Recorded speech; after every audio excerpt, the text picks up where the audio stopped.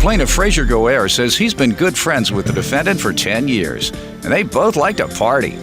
Frazier claims one night they were at a bar, and after the defendant got in a fight with some of Frazier's friends, he stole Frazier's car and crashed it into a parked car. So he's suing. Defendant Nathan Passo says the first time he met Frazier was when he brought LSD to Nathan's house, and they took the acid together. Nathan admits crashing Frazier's car, but claims Frazier should have had insurance on it, and he's countersuing for defamation. Start with you. All right, Your Honor, I've known the defendant, Nathan Passo, for about 10 years. Been really good friends. We like to party, hang out. He always knows where the party's at, or I know where the party's at. He gets really drunk. Often? I don't know, sometimes. Pretty regularly. Once a week, twice a week, 3 times a week? This is, 10 years ago every day, but lately, Okay. So you used to be an alcoholic, and what now? I'm not an alcoholic, Your Honor. So you used to be? I don't know, yeah. Okay. So what now? So he gets... No, we're talking about the alcohol. Alcohol? Yeah, you say you used to drink every day, so now I'm asking, how often do you drink? I don't know, every couple of days. Okay. So you went from every day to every couple. Does that make you half an alcoholic, or? I don't need alcohol. I just like it. Okay. Go ahead. Nathan gets really, really drunk. As do you. Yeah, well, he gets to the point where he's stumbling and falling and crashing his bicycle. We even joke oh, that's just Chuck, he'll pass out. Don't worry about it. It's his alter ego when he's mumbling and you can't understand him. He's a really good guy though, when he's sober. You guys work? What? Work? You work? Yeah. Jobs. Yeah.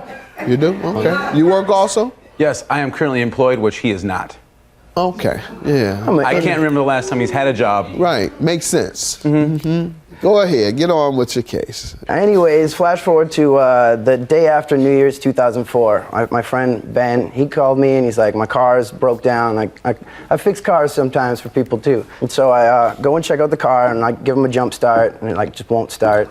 And I'm like, dude, it's probably a starter. And I was like, dude, I'll just buy it. I'll give you $500 for it. You don't want to deal with this car.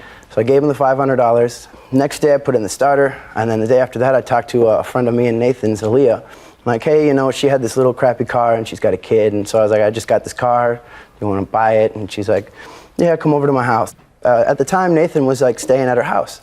So I go and we're hanging out there, and I hadn't seen, it's wintertime, you don't really get to see each other very often, it's cold, people don't get out. So we're hanging out. Where do you guys live? Minneapolis, Minnesota. Oh, yeah. South side. Yeah, you should stay in.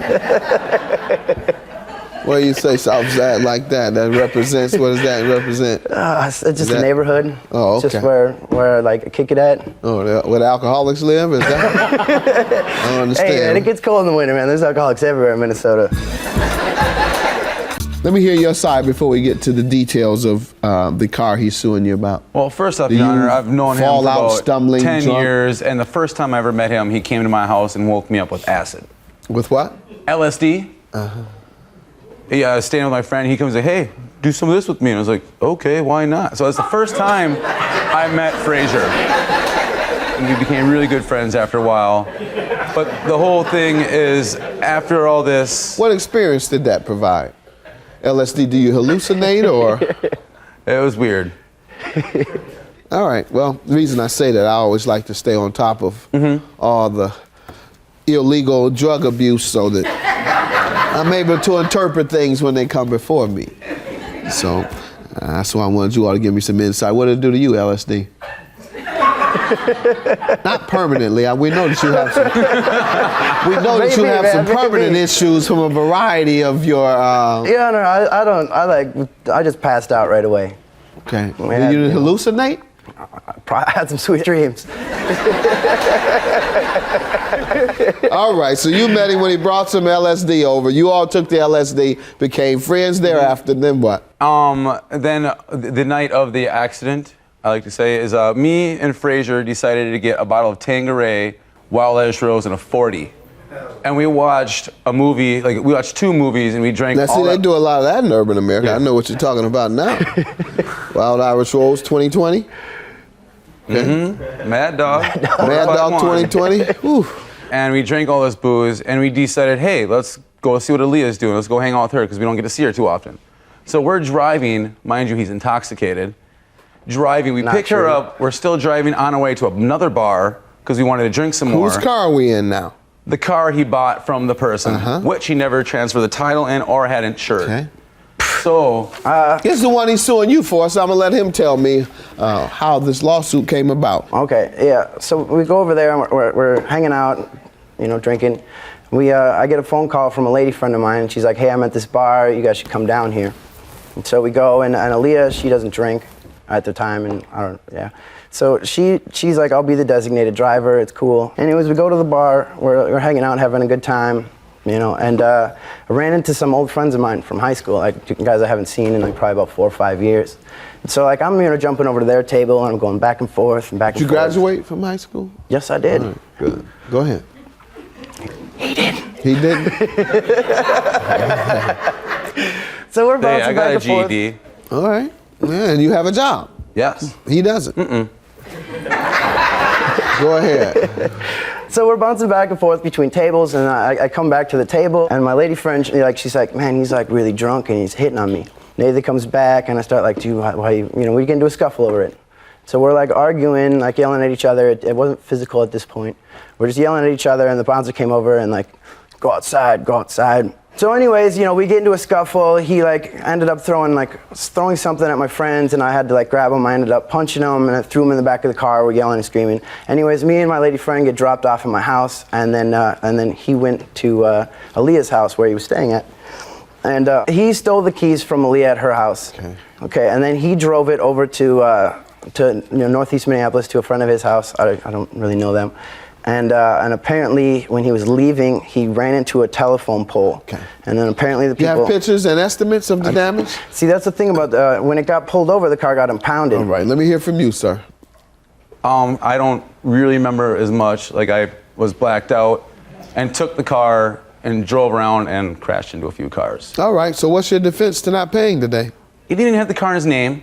He didn't have insurance. I wasn't involved. Like, I was involved. Yes, I did crash it. And it was wrong, it was messed up, but my name wasn't, like, I wasn't supposed to go to court. He didn't talk to me for a while after this happened. You weren't supposed to go to court. So I get a call from him, or no, I get home at like 5 o'clock in the morning one day, and there's a note saying, call Frazier. I called Frazier, and he's like, you gotta be to court with me at 10 o'clock tomorrow. And I was like, no, I'm not gonna go to court with you at 10 o'clock tomorrow because I don't know what all this has to do with you paying for the damage. Let's see your estimate. You have to show me something before you get a $4,000 judgment. Well, see, what the deal is he didn't show up for the court date. Well, estimate. This is the judgment for the vehicle that he ran into. Oh, you received a judgment. And you are suing him for the vehicle that he hit. I'm suing for both of the vehicles. All right. The vehicle he ran into and the vehicle that was mine that got crashed. And the judgment I have here is for... That is for the court date that he did not show up for. I understand. I had never gotten what do you have for yours, sir? Go to court. For mine, I have... Yes, the damages you're suing I have the... with regard to what happened to your car. It's a blue book value of it, and Your Honor, that's current. This was 4 years ago. Your counterclaim for $700 defamation for what?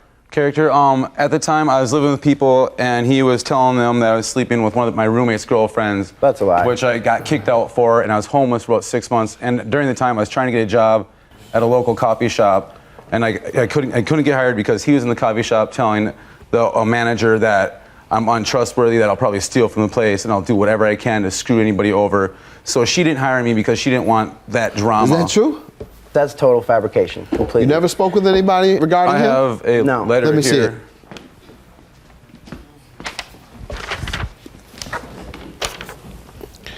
Who may concern past over 10 years, I also run a neighborhood coffee shop. Do you know anything about this neighborhood coffee shop? They wouldn't hire him, they know him. There's no defamation of character involved.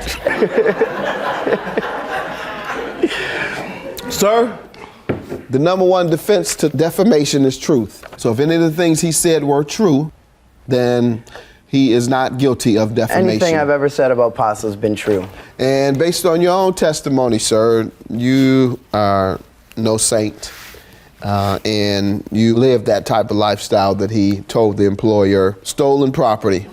A pair of tennis shoes and miscellaneous bike parts from my room while I was incarcerated. Incarcerated? I was in jail for a short period of time. For the accident, for the hit and run? Nope. I never even got charged for any of that. He was in jail. I got my hit and run dropped. He didn't show up for the court date because he had warrants. I didn't tell him the night before. I talked to him a bunch of times. He's like, yeah, I'll be there. You told him somebody defaming you, hitting and running, getting drunk every day, taking LSD. I didn't say I get drunk every day. Every other, whatever. Excuse me, sir, that was him. All right, how often do you get drunk? Quite a bit.